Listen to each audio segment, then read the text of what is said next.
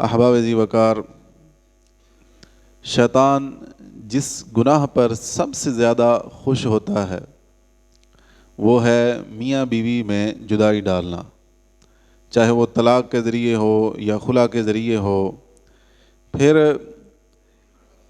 کیا ہے کہ ان کی جو باہمی نفرت پیدا ہوتی ہے اس سے مزید کئی خرابیاں جنم لیتی ہیں، خاندانوں کے خاندان جدا ہو جاتے ہیں اور کئی نسلوں تک یہ لڑائی کا اثر جاتا ہے۔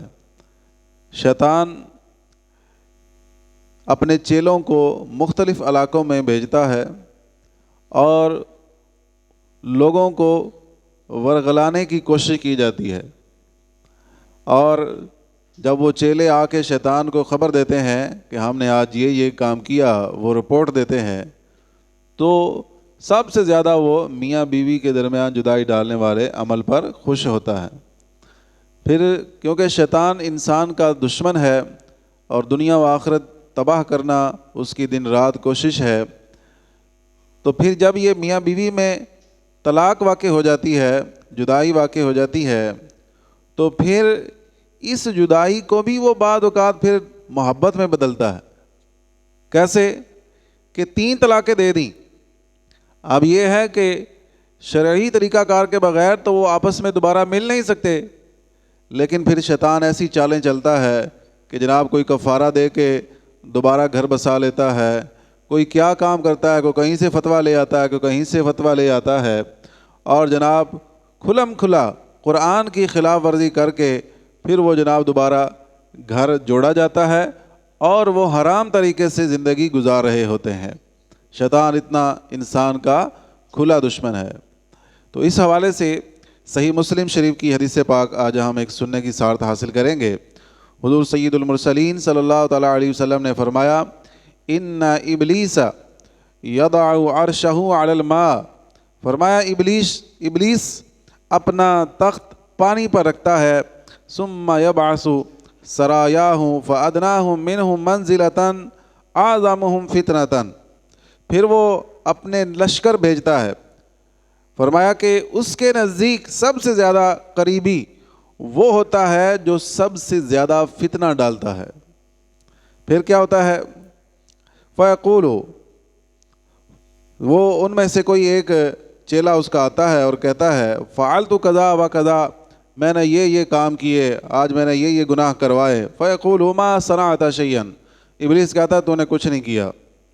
قال ثم یجیء احدہم، نبی پاک فرماتے ہیں کہ پھر ایک چیلا اس کا اور آتا ہے، فیقول ما ترکتہ حتی فرقت بینہ و بین امرأتہ، ایک چیلا آ کے کہتا ہے کہ میں نے آج ایک میاں بیوی کے درمیان جدائی ڈال دی، ان کو میں نے آپس میں لڑوا دیا، طلاق دلوا دی۔ پھر شیطان کیا کہتا ہے؟ قال فیدنیہ منہ ویقول نعم انت، تو شیطان اس کو اپنے قریب کرتا ہے اور کہتا ہے تو کتنا اچھا ہے کہ تو نے آج یہ بڑا عظیم کام کیا ہے۔ تو میاں بیوی میں جدائی ڈالنا یہ بہت بڑا فتنہ ہے اور اس سے بہت زیادہ گناہوں کے دروازے کھلتے ہیں، اس لیے شیطان جو ہے وہ اس سے زیادہ خوش ہوتا ہے۔ ہمارے لوگ بھی کچھ اس طرح کے ہیں کہ جو شیطان کی یہ ڈیوٹی سر انجام دیتے ہیں۔ بعض لوگوں کے دوست ایسے ہوتے ہیں جو ان کو ان کی بیویوں کے خلاف بھڑکاتے ہیں اور طرح طرح کے وسوسے ڈال کر ان کو اکساتے ہیں، ان کے گھر میں اگر سکون بھی ہے تو وہ اس کو تباہ کرنے کی کوشش کرتے ہیں، تو کہ تم اپنی بیوی سے ایسے رہا کرو، ایسے بات کیا کرو، یہ معاملہ یوں کیا کرو، یہ بات اس طرح کیا کرو۔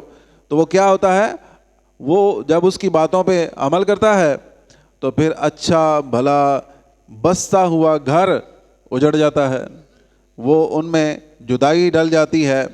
تو یہ جو انسان تھا جس نے یہ مشورہ دیا تو یہ بھی شیطان کے ہی روپ میں ہے، اسی کی ڈیوٹی سر انجام دے رہا ہے۔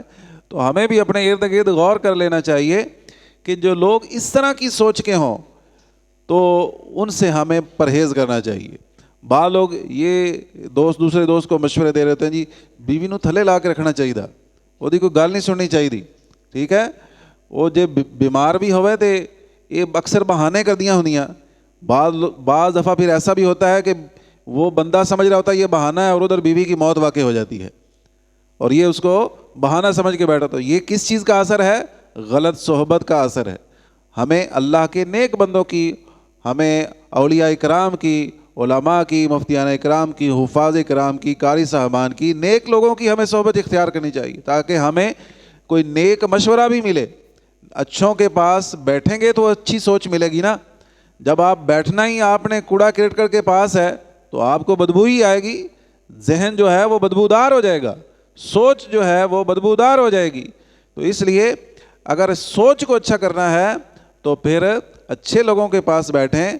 اگر آپ میں کوئی اچھی خصلت پیدا نہ بھی ہوئی تو انشاءاللہ سوچیں معطر ہو جائیں گی اور خیالات جو ہیں وہ پاکیزہ ہو جائیں گے.